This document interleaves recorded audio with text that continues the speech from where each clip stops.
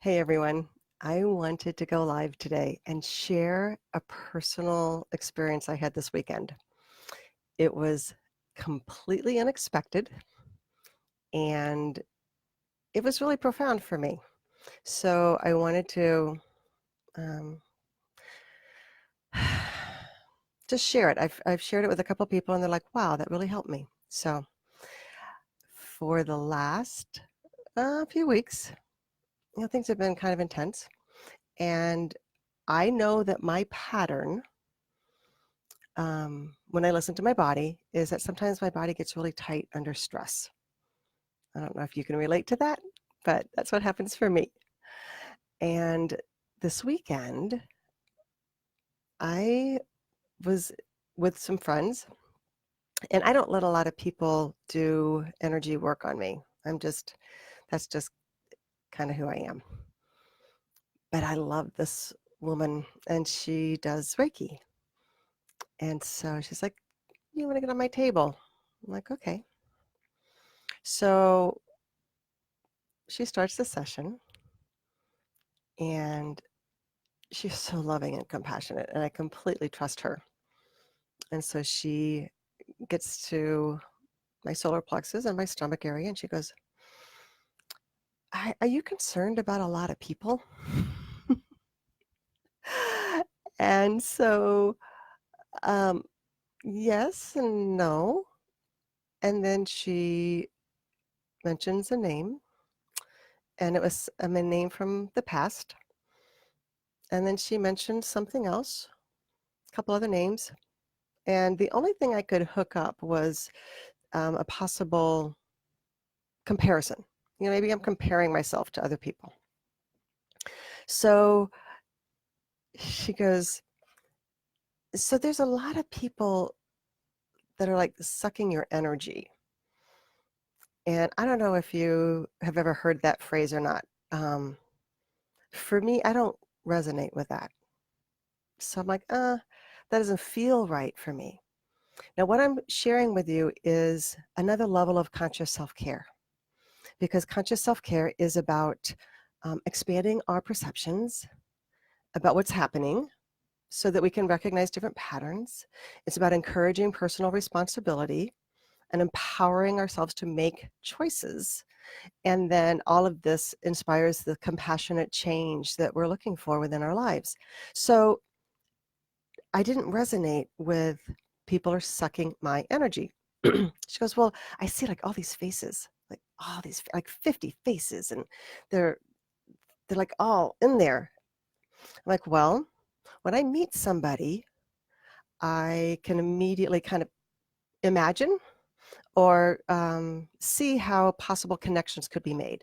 And I use the term, we'll plant a seed. We'll plant a seed, and then we'll see where it grows, or if it grows, or when it grows. And this is how subconscious patterns kind of get hooked in.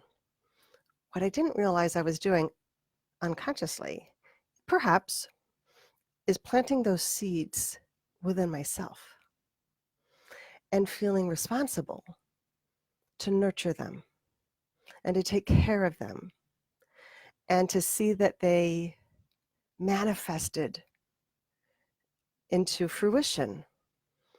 And I feel like that's what I was doing. I was like holding on to people. I was holding on to ideas and dreams and possibilities. So instead of the term like let's cut the cords, which is a term and a phrase used by a lot of people, for me, hi Linda, for me the term cutting the cord to let people go, that never resonated with me, because energetically, where can we release something that we're not already energetically attached to? So in my vocabulary, letting something go or releasing it sometimes was caught in an energy of fear, like I don't want to deal with it. I'll just cut it, release it, and be gone. Well, for me, that would just indicate a continued repression of that energy. And everybody's different. I'm just sharing my perspective.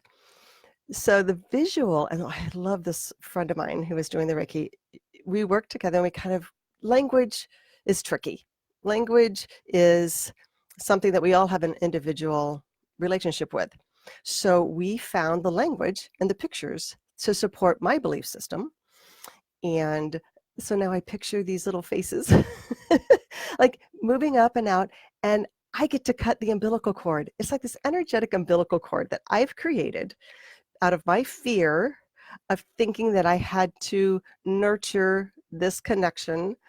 And then as soon as I cut it, the bubble opens and this face turns into this fully formed person, and they get to fly and they get to maintain all of their energy now.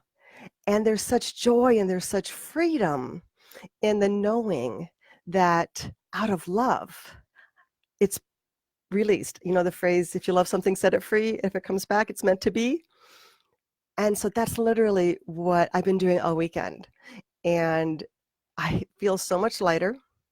I feel it's really interesting because now that I've moved that energy and those subconscious and unconscious attachments and seeds that I had created and held on to, it's like I can't even think about it.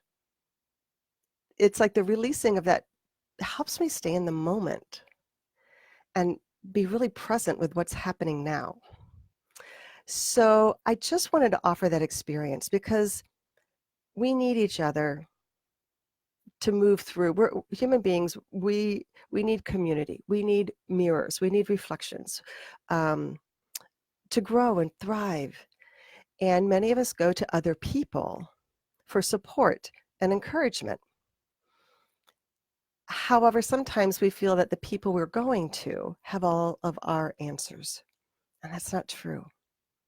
We have all of our own answers inside of us, and we can use the mirrors and the support and the suggestions of people to help us find that. But I wanted to share my experience this weekend because the insights were being shared from a deep place of love. I adore the woman that was working with me.